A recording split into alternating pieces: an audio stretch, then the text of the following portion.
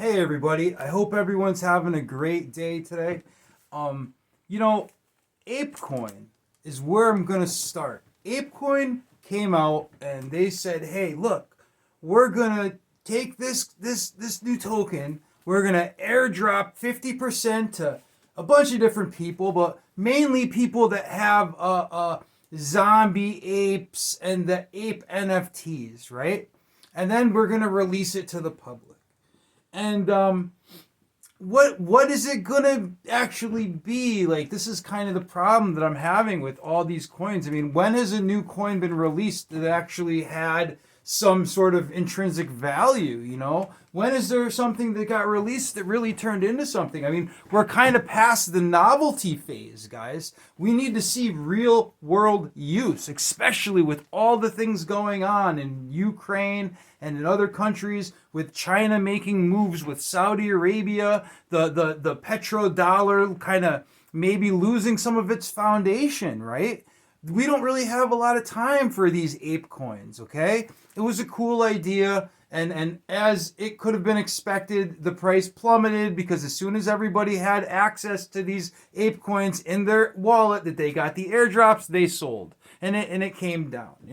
And after that happened, there was it came back. There was a rise. Now look, I got in on it. When I see something that loses 80% of its value overnight, there's going to be a bounce. There's going to be, what do they call it in stocks? A dead cat bounce. I really don't like to say that, but that's what they say, right? And there was that bounce, but I got out, and as we see, it's heading down just gradually.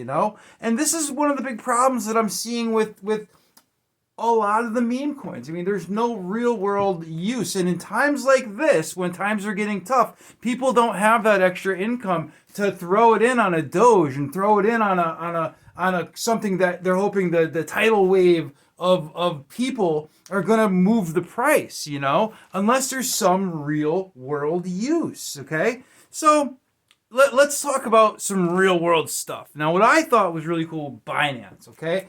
Binance refused to lock out everyone from Russia. And that's amazing. That's great. That's what we need in crypto, okay? This is supposed to be non-political, especially people. Just because you're Russian, you're getting punished. This is like in World War II when Japanese Americans were put in internment camps. I mean, this is insanity, And granted, oligarchs getting their super yachts seized.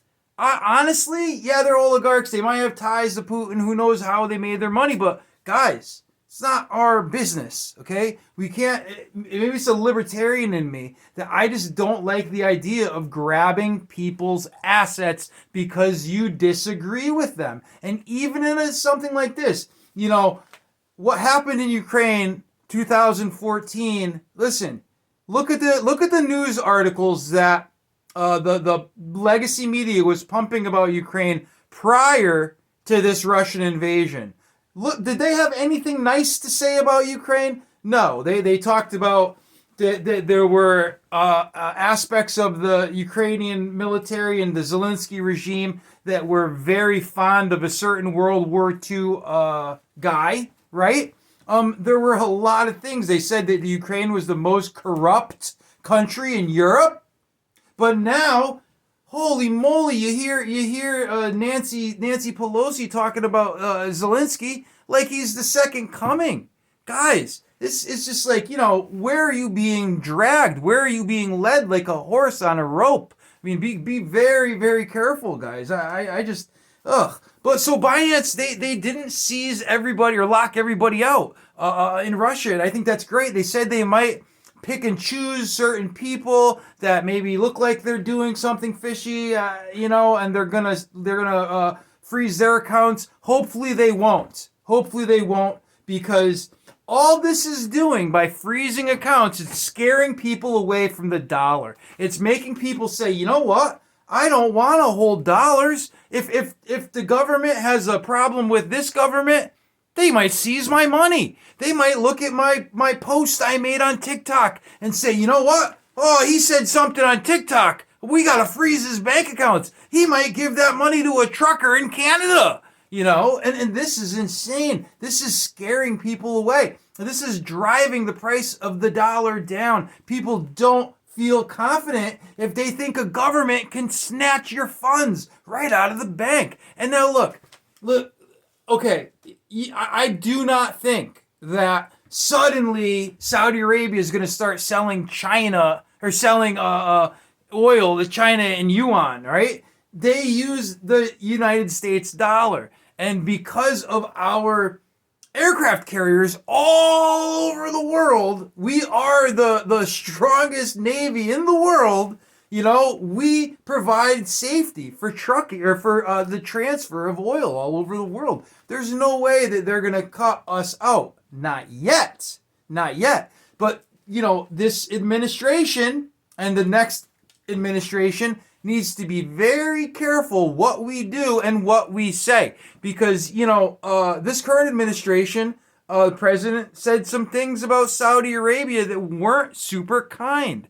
Blaming global warming on them. And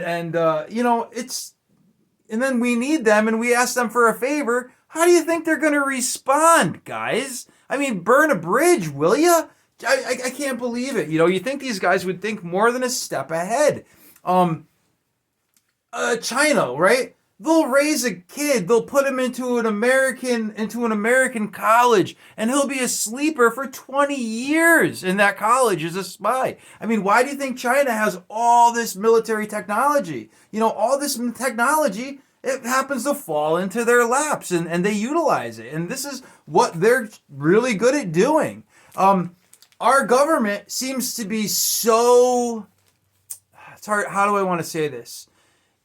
I'm not saying our government is transparent in any way, but, they're already threatening China with sanctions, and they were threatening Russia with sanctions so long before they even invaded, okay? We can't tell these people what we're going to do if situation A happens, because then they're going to have a plan for that to happen. It's like playing chess and telling the person what you're going to do. If they do this, I'm going to do that before they even make the move, right? That's not going to work. They need to be a little less transparent on a global stage. I mean, the people in this country, I know we want to know what's going on, but when it comes to geoeconomic stuff and wars, they need to be very careful what they say. Just like when Biden gave Putin the list of things that were definitely off limit and not to be hacked. I mean, come on, guys. That's just like cuckoo. But anyway, let's give props to Binance for not freezing up the Russians' money. Lots of people are moving their cryptocurrency off of exchanges. They're putting them into cold storage. Now, look, if you want to sell it, you're gonna need a layer 2 option when you trade your crypto. We know this, but what's that layer 2 option gonna be? What's the cream that's gonna rise to the top? And this is how, when I buy a soda, am I gonna use Bitcoin Cash? Am I gonna use Cardano? What are we gonna use? What is gonna be the top cryptocurrencies? And right now, things like Apecoin, I don't think they're gonna be around in a long time. I think the next couple of years are going to be a time of, just junk coins falling by the wayside. Now, don't forget, the blockchains are still there. They're still on the exchanges. They're still on crypto.com. So if you see something move 20%, you need to look into it and see, is there development going on, or was there just some sort of algorithmic word used and people are seeing that token's name and they're buying it, and this is what's affecting that pump. And when I say this, I say look at Ethereum Classic. It was on one of the top movers today, and guys, it's Ethereum Classic. It's dead. Like, nothing is being used. It's not used for anything. I don't think. Maybe there's some developers doing some stuff, but for gosh sakes, it's not doing anything like Ethereum is doing, right? So keep that in mind when you see some of these tokens that have no use, right? When they move, And granted, it's fun. It's fun. I got into Apecoin and I made a little bit of money and it was really fun. But I'm really sticking with the top 10 coins. They're the ones that I feel safest with, especially in this market, this horizontal market. I mean, we're not moving up, we're not moving down. We just kind of seem to be going sideways. Over the last month, a few things have had an upward turn, and that's really cool. I'll get into those into the next video. A couple of my longer term plays. But as it always is, guys, not financial advice. Last week was great in the stock market. Stock market had a great week. I don't know if you remember, but I mentioned VEON. It was a Ukrainian communications company, right? It dropped down to 24 cents at the beginning of the invasion, and it's on its way back up. It's back up to 70 something. I sold and I got out, but I'm thinking about buying back in because I believe 4 months ago it was at $2.50, right? So now it's 75 cents. If this war can get buttoned up and can get ended, I'm thinking VEON, VEON, is going to go back up. But just to, everything kosher, I own about 1,000 shares. Okay, so just so you know, it's something that I hold. But I'm really I don't know. I feel strongly about it just because it's a Ukrainian company and it's based in Sweden, I think. So I really don't know, but they're looking at it like it's a patriotic thing, So I'm really thinking VEON might be around to stay. That's the stock market. That's not cryptocurrency. Anyways, God bless, stay green. I'll talk to you soon. Bye-bye.